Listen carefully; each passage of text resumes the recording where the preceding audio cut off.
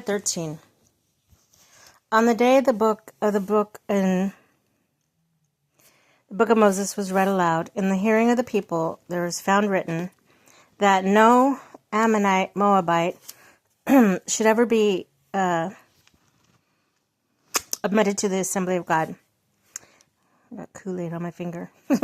Because they had not met the Israelites with food and water, but had hired Balaam to call down a curse down on them. Our God, however, turned the curse to a blessing. When the people heard this law, they excluded from Israel all who were of foreign descent.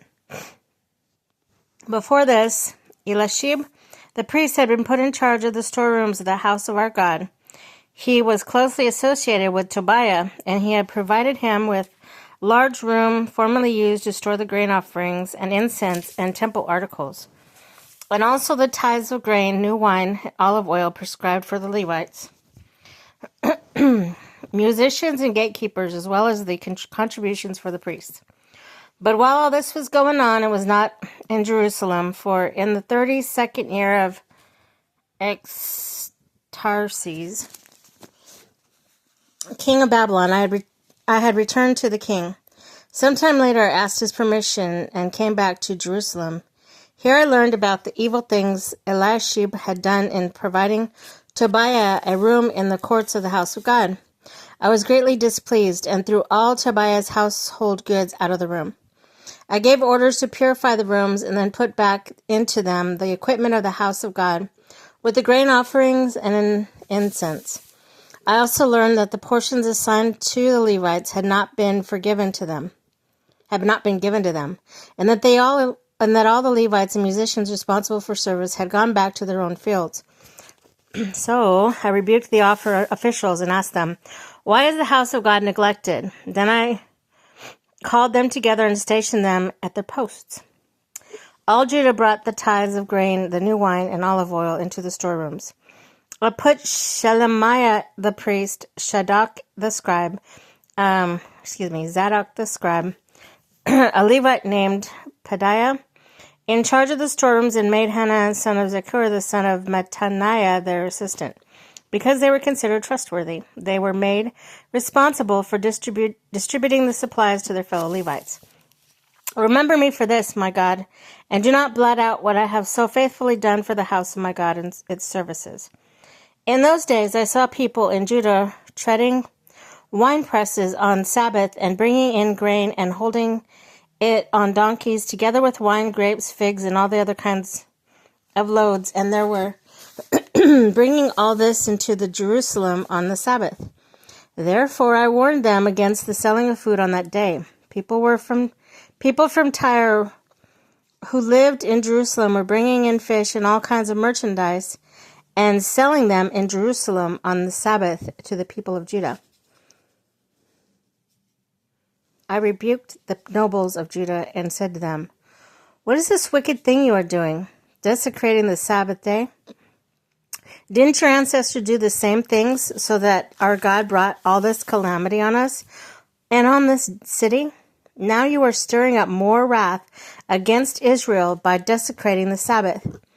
When evening shadows fell on the gates of Jerusalem before the Sabbath, I ordered the doors to be shut and not opened until the Sabbath was over. I stationed some of my own men at the gates so that no load could be brought in on the Sabbath day. Once or twice, the merchants and sellers of all kinds of goods spent the night outside of Jerusalem. But I warned them and said, "Why do you spend the night by the wall? If you do this again, I'll arrest you." From that time on, they no longer came on Sabbath. Then I commanded the Levites to purify themselves and go and guard the gates in order to keep the Sabbath day holy. Remember me for this also, my God, and show mercy to me according to your great love. Moreover, in those days I saw the men of Judah who had married women from Ashdod, Ammon, and Moab. Half of their children spoke the language of Ashdod or the language of one of another peoples, and did not know how to speak the language of Judah. I rebuked them and called curses down on them. I beat some of the men and pulled out their hair. Wow. I made them an oath in God's name and said, "You are not to give your daughters in marriage to their sons, nor are you to take their daughters in marriage for your sons or for yourselves." It was not because of marriage like these that Solomon, the king of Israel, sinned. Among the many nations there was no king like him. He was loved by his God, and God made him king over all Israel. But even he was led to sin by foreign women. Must we hear now that you are doing this terrible wickedness and are being unfaithful to our God by marrying foreign women?